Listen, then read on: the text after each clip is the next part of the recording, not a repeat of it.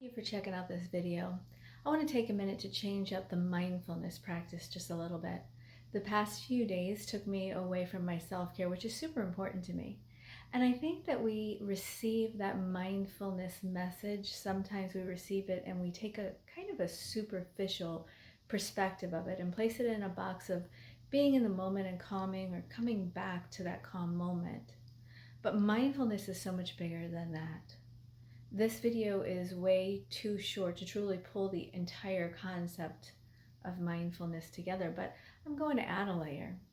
We also use mindfulness to get information. We forget that our emotions and our physical sensations and feelings, all of those things are information to us.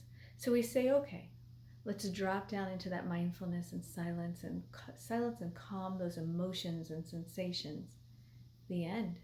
But the emotions and sensations, they're not solutions. So while this calming can help you in the moment to move to the next moment, and there's a place for that, it doesn't help you grow through the situation. Everything that we eat, drink, think, do, feel, speak is our mindful moment. It brings emotion, it brings sensation, and every part of us is so connected to every part of us. And this moment is truly the only time that you can feel that same exact emotion and that physical sensation that's so important, that comes in that moment to give you information. Tomorrow you'll remember the words and you'll remember what you said, but you can't go back to that actual feeling and sensation because it's momentary. And this is why it's so important in a mindful development to drop back into that moment.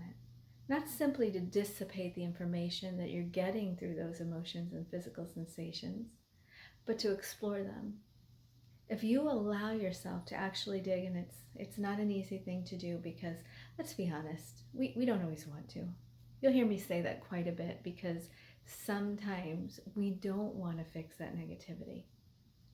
But you'll find out that when you are being told by your emotions and the associated sensations, the information, those feelings that it's going to give, it'll help you. And if it's a persistent thing that you're dealing with, you might have to do it more than one time. But digging in to really get in tune with those core of those emotions and sensations are going to help you find your reactions. Your reactions actually are kind of those emotions and sensations, and that'll help you to recognize the behaviors that led to those reactions, where you start to realize the habit that you created that leads to that behavior, and finally leads you to the pattern that led to the habit. That's the antecedent that keeps this thing going, that keeps it happening over and over in your script. All of this will help you to create new solutions. And an example that I can give is, I feel angry, my throat is tight, that's my reaction. So I explore that to realize that it came from a conversation where I got amped up in that conversation, which is my behavior, that went back and forth because of a habit that I have of needing to defend my position to be right. And that comes from a pattern of conversations, maybe with the same person. And this continues to happen with that same person. And I know that that's going to continue to happen.